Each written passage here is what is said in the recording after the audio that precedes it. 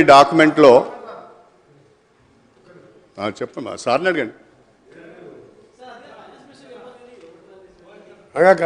ఒకరి పెద్దలు గౌరవనీయులు శ్రీహర్ గారు గతంలో టీఆర్ఎస్ పార్టీలో ఉండి వాళ్ళకి మేనిఫెస్టో పెట్టి పక్కకు పెట్టడం మోసం చేయడం అలవాటు కాబట్టి మేము కూడా అట్లా చేస్తాం అనుకుంటున్నాం. మీరు ప్రతి దానికి అడగలేదు అధ్యక్ష. వచ్చిన రెండవ రోజే ప్రతిపక్షం అంటే దాని ప్రతిపక్షానికి మీరు ప్రతిపక్షం కాదు, ఫ్రస్ట్రేషన్ పక్షం. అధికారం పోయింది, ఏం చేయాలి అంటున్నాడు. మా రేవంత్ రెడ్డి గారు కాదు, మన హరీష్ రావు గారు అంటున్నారు నేనే సీఎం అయితే అని. అంటే కొంచెం ప్రాబ్లం వచ్చింది అంతే వీళ్ళకి. దానికి మనం ఏం చేయలేదు, ఇక దాన్ని ఎవరేం చేయలేరు. ఇక దేవుడు కూడా కాపాడలేడు. ఒక్క నిమిషం సార్, దేవుడు కూడా కాపాడలేరు వీళ్ళని, దేవుడు కూడా కాపాడలేడు. రాక నలగొండకు వచ్చింది అధ్యక్ష. మన వర్షాలు లేక ఇబ్బంది పడుతున్నాం, మంచినీళ్ళు జగన్మోహన్ రెడ్డి బిర్యానీ తినిపించిండు, రాసిచ్చిండు. వస్తా అధ్యక్ష, వస్తా వీళ్ళు ఎమ్మెల్యే అధ్యక్ష. ఎంత ఐరన్ లేక అంటే వీళ్ళ పార్టీ వస్తా పాప 38 ఏళ్ళ ఓంకువాడు సార్. ఇద్దరు చిన్నపిల్లలు మస్తు ఎక్కి హైదరాబాద్కి కార్లలో దోసుకున్న సొమ్ముతో ర్యాలీ తీసుకొని హైదరాబాద్కి వచ్చి ఆ ఎమ్మెల్యే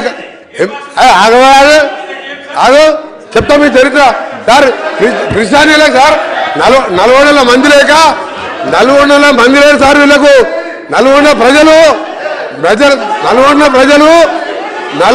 ప్రజలు చీడరించారు, 40 ప్రజలు టీఆర్ఎస్ని బహిష్కరించారు.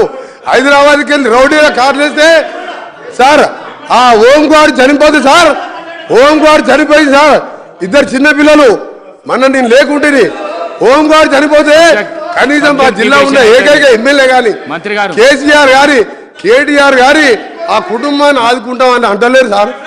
ఎంత దరిద్ర రాక జిల్లాకు వచ్చి ఓ మనిషిని పొట్టలు పెట్టుకుని ఈయన మేనిఫెస్టో గురించి మాట్లాడుతున్నాడు సార్. ఒకటే చెప్తుంది సార్, ఈయన మేనిఫెస్టో 2001లో పార్టీ పెట్టింది సార్. నీ దుకాణం మంత్రి గారు దుకాణం సార్. ఒకటి సార్ అసలు పాయింట్కి వస్తున్నా సార్, అసలు పాయింట్కి వస్తున్నా. అరే మీ చరిత్ర చెప్తా సార్. 2001లో సార్ కేసీఆర్ గారు పార్టీ పెట్టిండు సార్. పార్టీ పెట్టినప్పుడు ఏం చెప్పిండు సార్, ఈ రాష్ట్రానికి మొదటి ముఖ్యమంత్రి దళితుడే. కేసీఆర్ మాట అంటే మాటే, ఆ మాటకి కాకుండా నా తల తీసుకుంటా అన్నాడు. తల ఉందా సార్ కేసీఆర్ది?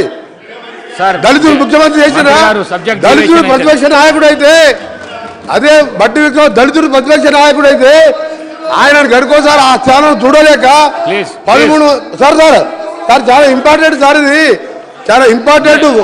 మేనిఫెస్టో గురించి మాట్లాడినప్పుడు మేము మాట్లాడాలి సార్. దళితుడు ప్రతిపక్ష నాయకుడు అయితే ఓర్వలేక 13 మంది ఎమ్మెల్యే మాది అంగట్లో పశువులను పోయినట్టు కొని మా దళిత ప్రతిపక్ష నాయకులు ఈ రోజు మేనిఫెస్టో గురించి మాట్లాడతా కేసీఆర్ గారు.